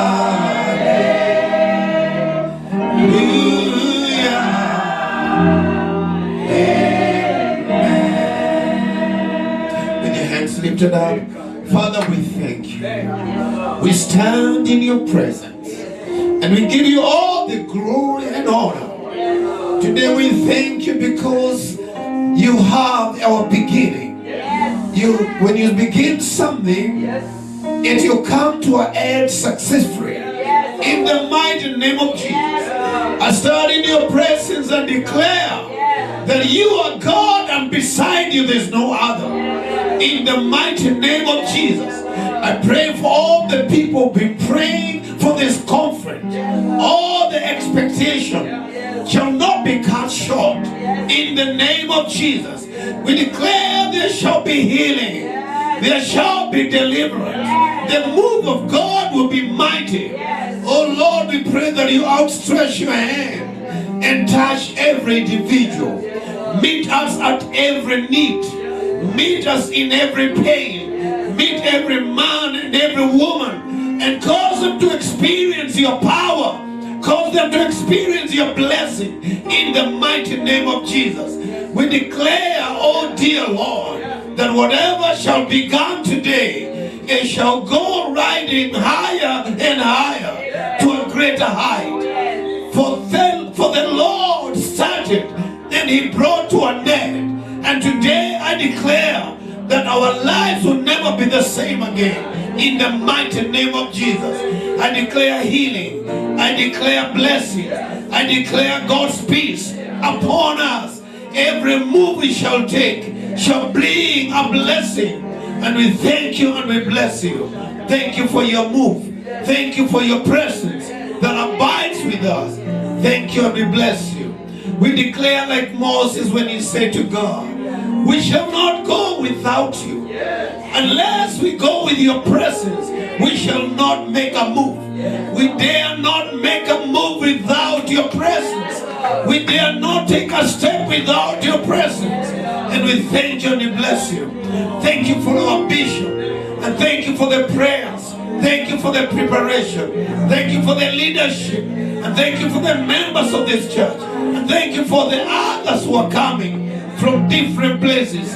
Those who are coming from other nations. Those who are coming from other states. We pray for them. We pray for their safety. In the name of Jesus, I pray for our families. You shall touch them and bless them and lift them, oh God. You shall be with us to the closing of time. And we thank you and bless you for hearing. In Jesus' name. The Lord bless you. Bless you so much. Praise be to God. Praise be to God. May the Lord bless you so much. Thank you, Bishop. And thank you for this moment that God has brought me back here. This is home. America is my second home. And whenever I come here, I feel so happy. And I thank God for the big open door. And this big open door means you are there and you are receiving us in this place. And we thank God because like the Egyptians who are in Egypt, the Israelites who are in Egypt as slaves, but one time God blessed them. And I want to tell you, God told them when they were leaving that country, I'll bless you. And He told them to go to the Egyptians and speak to them and command them. So they never requested them. If you had one gold ring, even if it was a wedding, they said bring that ring, and they gave it out. If it was a chain, golden chain, they said I want that chain, I want those specs, I want that, whatever they had. The Bible says they plundered Egypt. And God can open a door where there was no door. Yesterday you are a slave, today you are a billionaire. And they said, bring to us, give us to us, that we may serve God with what you give us. And I want you to know, when they went to the wilderness, the Bible says that Moses asked them to give. And they started giving. They gave until they shocked Moses. Until Moses said, don't give anymore, because you have given more than enough. May God bless you, because the blessing is one level. But when God makes you a blessing, that's a second level. May God make you a blessing. That you're not only a blessing, but you are a blessing. May God raise you to that level. In the mighty name of Jesus. God bless you. Thank you, sir. Amen. Come on, appreciate our daddy. Amen. There's somebody, there are people asking, we have not give us a chance. Those who have not given, they want to give. It's okay. Let us rise up. Please, we are just sending. If you are not given and you want to give, it's okay. You can do that. Tusimame. Alpha, Omega, you are worthy of my praises today. Alpha, Omega, you are worthy of my praises today. Alpha, Omega, you are worthy. Pastor Judy, Alpha, Omega, you are worthy of my praises today. Alpha, Omega, you are worthy of my praises today. Alpha, Omega, you are worthy of my praises today. Lift up your hands, come on. Sisi kisi skima kofi. Oh, sifu Bwana, sifu Bwana, fanya maajabu. Sifu Bwana, sifu Bwana, fanya maajabu. Tukuza Bwana, tukuza Bwana, fanya maajabu. Inua Bwana, inua Bwana, fanya maajabu. Inua Bwana, inua Bwana, fanya maajabu. Tukuza Bwana, tukuza Bwana, fanya maajabu. Amen and amen. Amen. Reverend Joseph, come, you do the benediction for us as you pray for the offering. Kuja Reverend. Haraka sana, microphone ingine haraka. Amen. Omba na ufanye neema tumalize. Straight kuomba na kumaliza. Amen. Omba. Praise the Lord, everyone. Can I use it? One, two, Lord. I'm good. Praise the Lord, everyone. Amen. Yes. Oh, yeah. This is nice. Hallelujah. Amen. How many people are happy that this day is here? David waiting finally is here. Amen. Hallelujah. Na tunajua ya kwamba siku ya kwanza sababu ndio rocket inatua itaanza na moto. Amen. We're starting with the fire in the name of Jesus. Amen. Tell your neighbor this day is here. Don't want to take more than more than a minute, I just want us to bow before the Lord and tell Him thank you. It's time to thank God. Just take a minute and tell God thank you. Thank you, and Bishop. We are grateful to have you today. Bishop Kimwell as well. God bless you. We are blessed to have you this day in Jesus' name. Hallelujah. Father, we thank you. Oh, hallelujah. We have no words, oh God. Oh, we can't tell anybody. We are in that dependency of what, oh God. Since when we started planning this meeting, King of Glory, we committed everything on your hand. And Lord, you've been faithful. You have walked with us from the beginning. We thank you and we honor you for all what you have done. We can declare in advance by faith that my Father, Lord, you are going to do great things in this conference for the glory and honor of your name, O God. We thank you and we praise you, King of Kings. Oh, hallelujah. You are God and beside you there is no other. We worship you, we magnify your holy name, oh God. I want to thank you for the giving, oh God. Thank you for the gift and thank you for the giver. May you bless your work, oh God. May you bless them hundredfold and multiply them, my Father, in the mighty name of Jesus. We give you praise and we give you all the glory. Even as we prepare, Lord, to go and launch this ministry, oh dear King. May you be with us, King of Kings. We commit ourselves to you. You have said in your word, you have never turned down the expectation of the righteous. Dear Father, we are going with a heart full of expectation, believing the way we are going to enter that place, oh God. As you have been with us since morning, it's not the way we are leaving that place. We will leave that house, oh God, that place transformed totally in the mighty name of Jesus. And whatever you will do through this conference, King of Kings, all the glory and honor will be unto you. We are full of expectation, King of Kings. We thank you and we honor you. Thank you, Father Lord, for arrival of our bishops. Thank you for all those guests who have arrived to our God. We saw this day and it was very far. Lord, we committed even everything on your hand. And Lord, you have done as we have requested. We are honored and we humble before your presence. We give you all the praise and we give you all the glory. For it is in Jesus' name we pray and we give thanks. May the Lord God bless you. May God the Lord extend your territories. May his heart walk with you all the days of your life in Jesus' name. And may the grace of our Lord Jesus Christ and the love of God and the fellowship of the Holy Spirit be with us now and forevermore. Amen. And surely goodness and mercy shall follow us all the days of our lives. We shall dwell in the house of the Lord forever and ever. Amen. Amen. Amen. We are done. Come on, we will be seated and we are done. Who is praying for the food? Oh, okay. Amen. Oh, trips. Okay. Okay. Let's wait. All right. Let me say this before us, because we are rushing this with a reason, because we want to save time and rush to the venue. I want us to be given the venue address. Oh, that's On the other side. what is the venue address? Is this? So from here to the address to the venue is 3 minutes.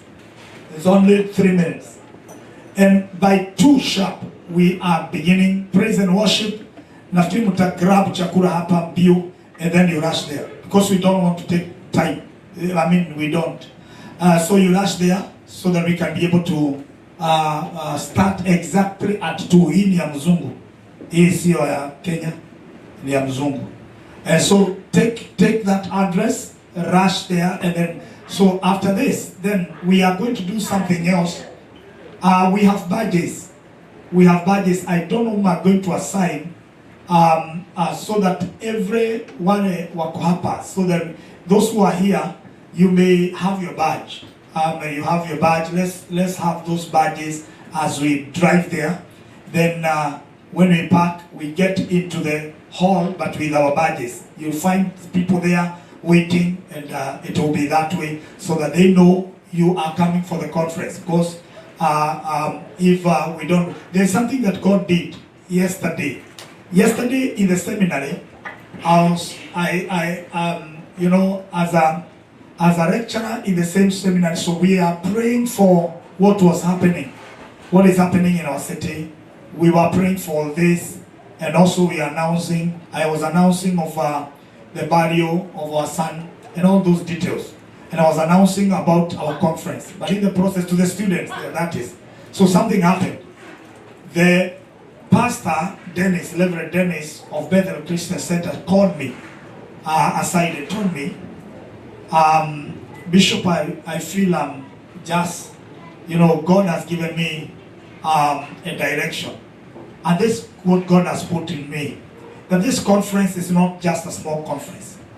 It is not right that every Monday, as we have done whatever we are doing outside for, the program of the whatever workshops, then in the evening we come here to that small hall.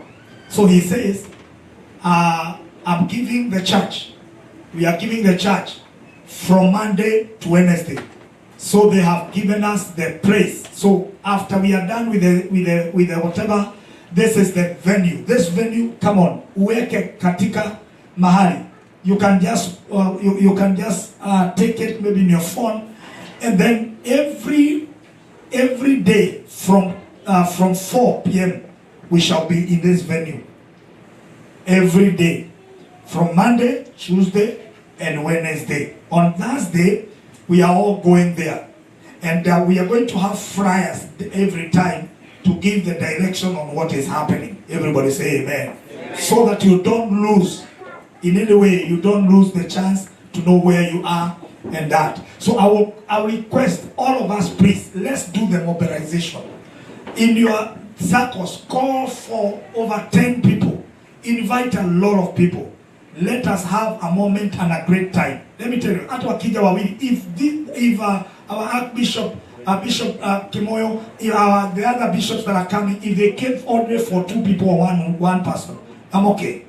Let me tell you, I pray that you are that person, and that the other person is that person.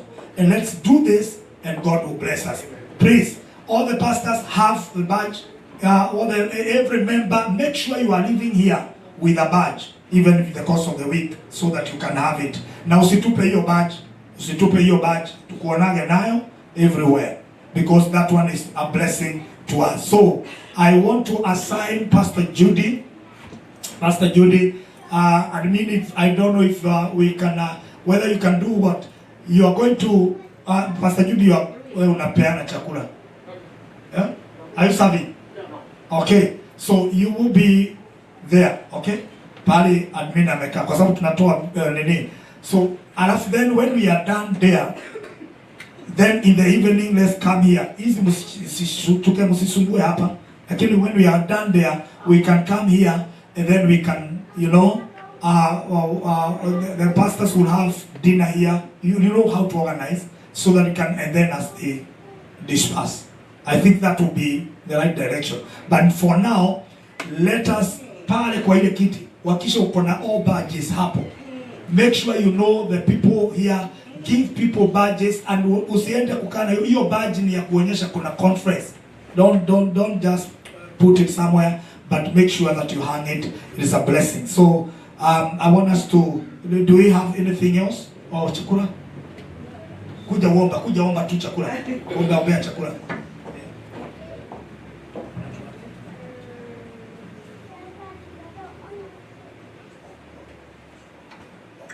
Oh, mom, karibu come mom. Wale wageni wetu ambao wamekuja kwa ajili ya occasion ambao tulikuwa nao jana. Tafadhali auntie, kujeni tuombe maana baby after this you'll be leaving because of our time. Oh, I guess come we pray for you. Haraka tunapo wabariki. Thank you very much. So that you can come on, appreciate these dear lovely people. Amen and amen. Thank you. We want to pray for them, and so let's rise up very fast. Leo ninasikia kama let's rise up. We pray for them, and as we send them with a blessing in Jesus' mighty name. Bishop Kimui, do you want to come and pray? Come and make a prayer. And let's raise our hands as we pray for them. Let us all believe God as we lift our hands toward them. Father, in the name of Jesus Christ, behold, these your servants, Almighty Father, whom God you have brought to this church today. Father, in the mighty name of Jesus Christ, Lord, as they have appeared here today, may you, God, appear in their lives. In the name of Jesus Christ, they came here with a desire in their hearts, oh Lord. That which they desire to have today, God grant it unto them. In the mighty name of Jesus Christ. And I pray this hour, mighty Father, every door of their life shall be opened. In the name of Jesus Christ. I pray, Almighty God, their going out shall be preserved. Their coming in shall be preserved. Wherever they shall be traveling to from this day, Lord God, your hand shall be upon them. In the name of Jesus Christ. Only good news shall follow them. Only good news shall follow them. In the name of Jesus Christ, we come against every plan of the wicked, against their lives in the name of Jesus Christ. No weapon formed against them shall prosper. In the name of Jesus Christ, the hand of the Lord shall ever rest upon them, O Lord. They have been a blessing to this church today. Father, bless their lives, oh God. They have appeared there today. God appear in their lives. In the name of Jesus Christ, we thank you and we bless your holy name. Be thou glorified, O God. For in Jesus' mighty name we are praying. Somebody shouted and believing amen. Salimieni ninapoa. Msiende woi. Wacha ni confirm. My sister.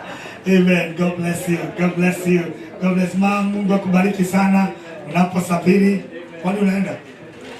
Ujaribu kwenda. Honeymoon. Oh, anaenda honeymoon. Kuisha sisi. Asante sana. Amen. God bless you. God bless you kwa sababu ya time. Mungu awabariki. Amen. Thank you, everyone. May the Lord bless you so much. Let us thank God for, we say grace for the food, because something has been prepared for us. Amen. Thank you. Father, we thank you for the far you have brought us. We can say that you are Ebenezer. We bless you, Lord Almighty, because of your grace and goodness, your mighty hand upon us, oh God, your eye directing us, oh King of glory. And from here, Father God, you know where we are going. Thank you for this very great week ahead of us. Everything in your hands, Lord, and everything will be done according to your will. Right now we have food that has been prepared for our bodies, and as we are taking it, Lord, we are taking it with thanksgiving. May we be nourished in your presence, oh God, even as we are moving forward. In Jesus' mighty name we thank you. Amen and amen. Amen. So you grab whatever there is to eat, and just do accordingly, because we have very few minutes to get there on time. God bless you. Amen. If you don't have a ride, you need to be down there, but it's not far. And if you are driving your car alone, kindly don't just drive off. Check if there is anyone that requires a ride. Thank you. So the food basket, you can you confirm it's ready, yeah? So how are we serving the guests? They go to the office? Okay. So kindly our guests, Bishop and the guests, the office for a few minutes. Grab something.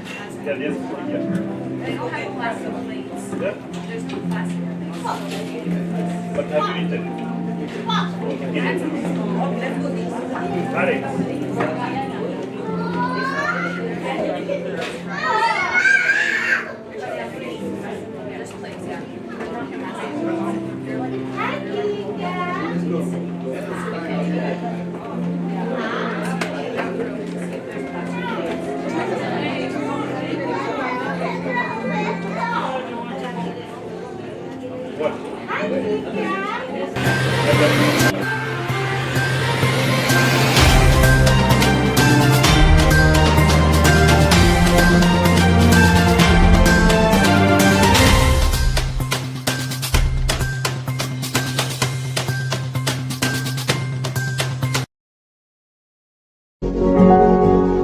You are watching Pacific Waves Television, USA, a place of nourishment.